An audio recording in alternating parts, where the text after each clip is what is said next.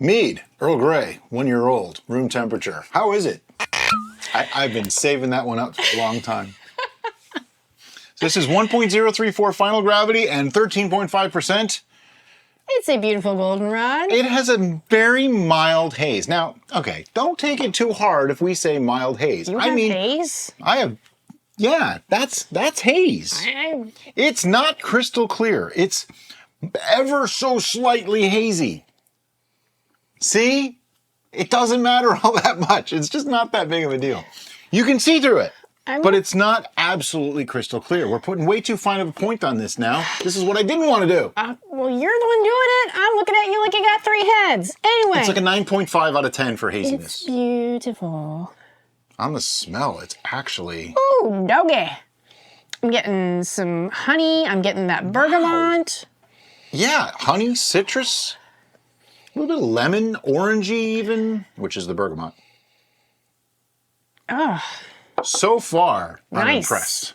Nice. I remember, I might be wrong, but I was not a super big fan. I have a vague recollection of being disappointed because I love me some Earl Grey tea. Yeah, I wanted this to be amazing, and I'm not sure that it hit the mark when we first made it. But aroma... Now, this is from the before times when we didn't do adjustments and stuff just before bottling. So you'll just have to bear with us. What was our final? 1.034. So this should be sweet. I'm tasting it. Ooh, okay, I'm going in. Definitely tastes of Earl Grey. And I'm shocked that's 1.034. It seems lower. I'm not saying it's not good. Doesn't taste that sweet. I get honey notes up and down the spectrum. There's a difference between honey notes and sweetness. Okay, so you're not reading the sweetness. I'm not getting the sweetness. It's not cloying. It's not overbearing. Right. I am definitely getting honey character coming through, and I'm definitely getting the tea flavor. Like we made the tea wine, and that came out kind of citrusy. Getting that from this with a little extra pronounced from the bergamot. It's actually quite nice. I'm getting lingering, like the finish is long for me. I'm even getting some of the little sparkly poppy on my tongue from the tannins. That was from the tea. Yeah, a little bit of tannin, not as much as I might like. I feel like this is something I wouldn't want to drink copious amounts of. I feel like this is something that I would want to drink cold rather than room temperature. Possibly. You can even go the opposite end of the spectrum and warm it up. You can mull anything and add a bunch of fruit to it and it's going to taste good. Well, sure. That's the thing. Once you mull it and you add a bunch of stuff into it, is it really the same thing anymore? Yeah, it's not. I was just thinking about just warming it without mulling it. I do get a little bit of the bitterness of the tea coming through, which is not unpleasant. It's just that's part of the flavor profile. Sure. And normally with fermented honey, there's a slight bitter afternote. Yeah, I'm getting that too. And this seems to be reading more of the tea because you know what it is rather than the honey, though it's probably a combination of both. But my opinion is this is slightly out of balance. There's more bitterness than there should be for the tannic quality, acidity, and sweetness that we have. It still reads a little too bitter. And I think that's the tea. It's not tannic, though. That's not what I'm getting. It's actually like a bitter that runs through like the roof of my mouth as I taste it. I get all the other flavors. I'm getting the aromatics. I'm getting the citrus notes, the floral notes from the tea. I'm getting the honey. I'm getting all that. But there's that bitter like plank running down the back of my mouth. That kind of, unfortunately, ruins it for me. I'm not saying this is horrible, because I still think this is pretty decent. Like, I would drink it if somebody handed me a glass of it, but I don't love it. I'm being ultra critical, so don't be too hard on me. I would put this in an experience category for me. I don't think I want to pair this with food, because I think it would get in the way of appreciating the food, and the food would get in the way of appreciating it, and it would just... Yeah, this is a standalone. This is just a sip and think about it for a while kind of thing. Or chug and don't think about it. I see bad things happening trying to chug this. I mean, it's only 13.5, but it's feeling heavier in my stomach right now. And that might just be me, which Could be. It probably is just me. I have to admit, this isn't really my favorite thing. I really enjoyed it when I first took a sip, and now that I'm thinking about it The more I'm drinking of it, the less I like it. I'm like, It's just not. First, I like Earl Grey tea, but it's not like the tea I reach for. Okay. no, this was this the double bergamot? Probably. I'm gonna have to go back into time, get in our TARDIS. More than likely it was the double bergamot, and maybe that was the wrong call. Maybe the bergamot is too pronounced. But we also didn't make adjustments at the end. Some of the adjustments I would have made, I would have added a lot more brightness, a lot more acid to this to bring this up. It needs that so bad. Do you want to do a test? By the glass? No, it's too hard. It's too hard. Yeah, we did it once before. We could possibly revisit this because a lot of people have told me that they made an Earl Grey mead and they loved it. Okay. So I'm not against trying this again someday. Earl Grey mead 2.0, you know, that works for me. But as this stands, I'm not loving it. I don't hate it. I mean, it's not, let's put it this way. It's not of a number that I would dump it out. No. It's not that at all. No. It's just not of a number that I would necessarily reach for willingly. But I don't hate it.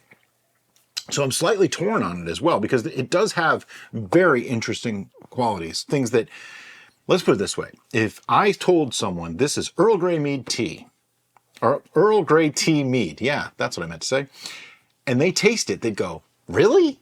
You would not expect the flavors that are coming. All the citrus notes, all the extra floral notes and things like that. It's much, much, much more complex than the original tea is.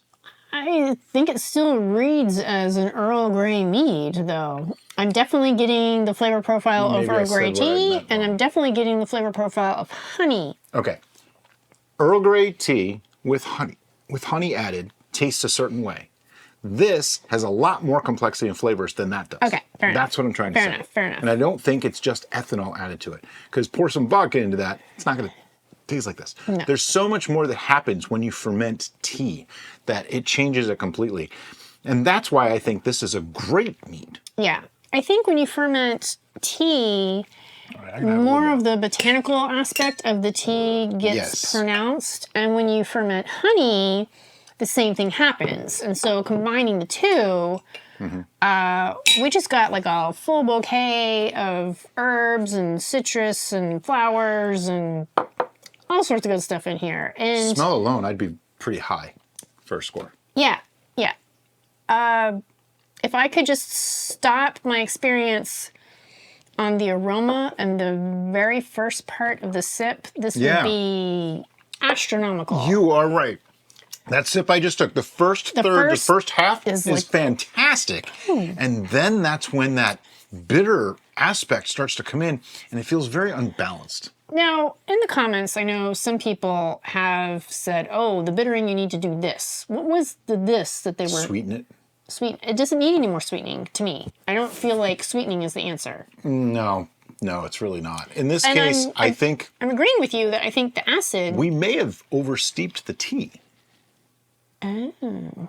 That's my thought, because when you oversteep black tea, which Earl Grey is a black tea, it gets bitter. It starts to pull out substances that don't taste good. Yeah. So we may have oversteeped the tea. Maybe that's the secret. Don't steep it so long. Keep the fresher flavors of the tea. Yeah.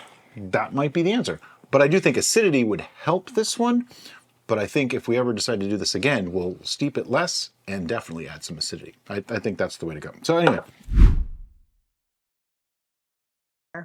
I am getting a floral honey note with a little bit of orange coming through, and that's the bergamot. Yeah. But then the end, it's like creamy. Yeah. Yeah. This I've never felt that in a mead before. This tastes like we oaked it, or it tastes like we added milk to it. Or yeah. 1, 2, 3, 7. 8.5. So this is our preference, how we feel about it, what it's doing to us personally.